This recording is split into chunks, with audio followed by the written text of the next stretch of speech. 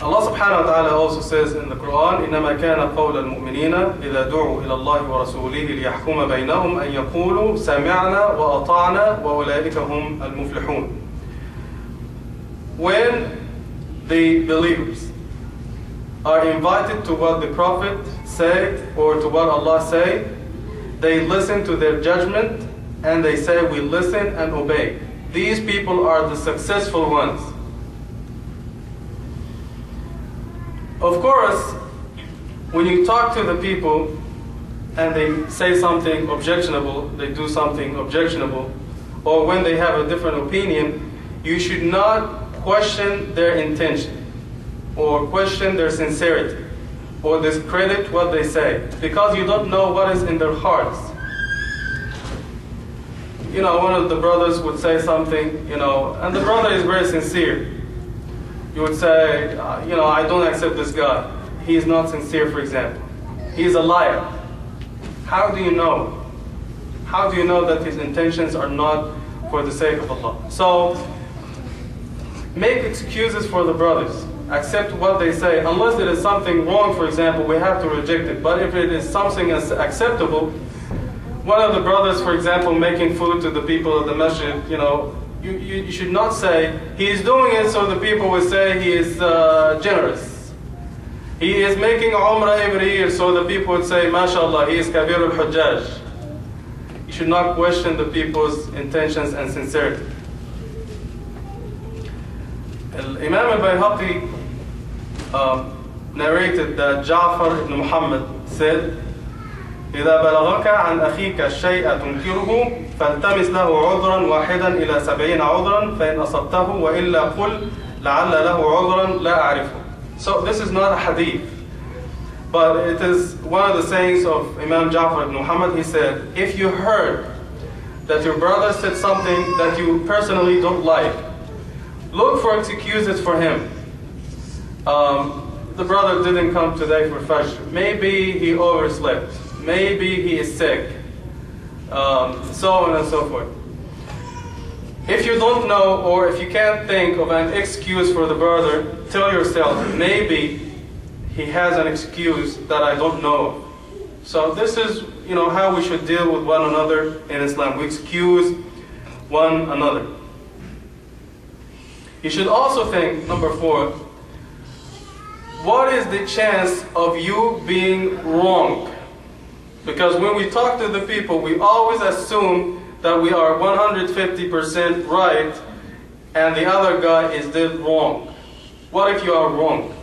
So you have to keep the door open for you being wrong. So don't take it to the extreme. So when you realize that you are wrong, there would be, you know, the door would be open for apologizing.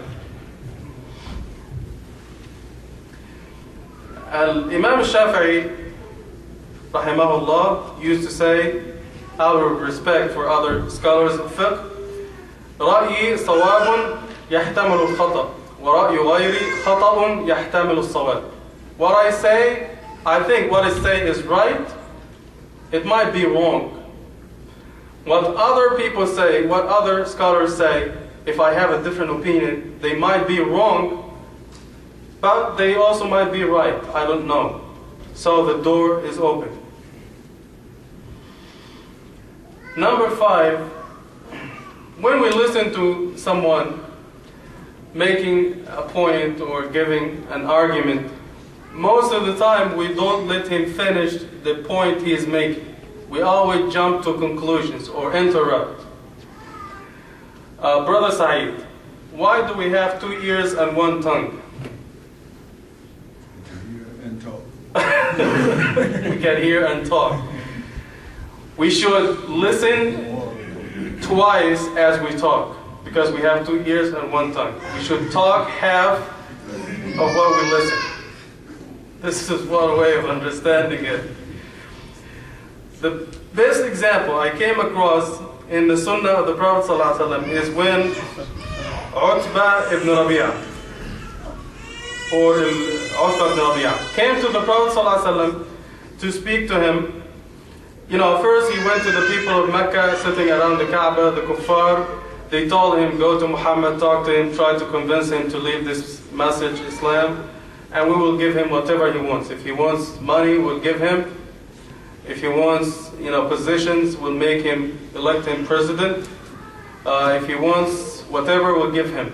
So Utbah went to the Prophet ﷺ and he said, Muhammad, you say things about our gods, you make them look stupid. You say that we are ignorant because we worship stones. They can't hear or talk, they can't harm or benefit anyone. And this is dividing our, unity. So if you want this, we'll give you. If you want this, we'll give you.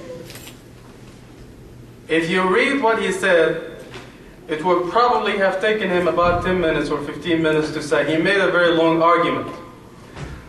In the meantime, the Prophet ﷺ never opened his mouth to object or to interrupt. It is there. Go check it out in the books of Sirah or in the books of Hadith. After he was done, the Prophet ﷺ said, أَفَرِغْتَ أَبَا الْوَلِيدِ. He asked him if he had something else to add, or if he was done talking. So he said, Naam. Yeah, he said, yes, I'm done talking. There's nothing else to say. So the Prophet ﷺ then said, أَتَسْمَعُ مِنِّي. Would you like to listen to my response? So he said, yes. So the Prophet ﷺ started to talk. He didn't interrupt. He didn't force himself into the argument. Then he started to speak and he recited Surah As-Silat to him. To the end of the story. And also, you see the manner in which the Prophet ﷺ spoke to him. He didn't call him Utbah by his name. We know, especially in the Middle East, it's a way of honoring people when you call them by their eldest son's name. His eldest son's name was Al-Walid, so he called him Abul-Walid. He was showing him respect. He didn't call him by his first name. And this is a way of showing respect to the people, although he was a non-Muslim, although he was saying objectionable things about the Prophet and Islam. In Islam, you should not argue even if you are right. You should not argue for a long time. If the brother is wrong, he misunderstood something, you just explain him very briefly without using very difficult to understand terminology and trying to be, scholarly. Speak to him according to the level of his understanding and leave it there. Don't try to make a scene and talk for hours. النبي صلى الله عليه وسلم قال في حديث رواه أو حسنه الإمام الألباني وهو في مسند الإمام أبو داود أنا زعيم بيت في ربط الجنة لمن ترك المراء وإن كان محقا. I guarantee a house or palace in paradise for someone who avoids arguing even if he is right. And Imam al-Albani said it's a good hadith. If you think that talking to the brother or having a difference with him will not talk you anywhere, or it might lead to something worse than just a mere conversation with the brother, like a physical fight, or he's going to call the police, you just leave. Don't talk anymore. And I always advise the brothers, when they have a disagreement with their wives, they should not try to be heroic and continue talking for a couple of hours. If you want to be a hero for 5 minutes, then meet your Creator in 30 minutes, please go ahead and do it. In the morning, they were saying in the paper, he died peacefully in his sleep. Every time you read this in the paper, that one brother died peacefully in his sleep, it means he was killed by his wife. So I'm warning you.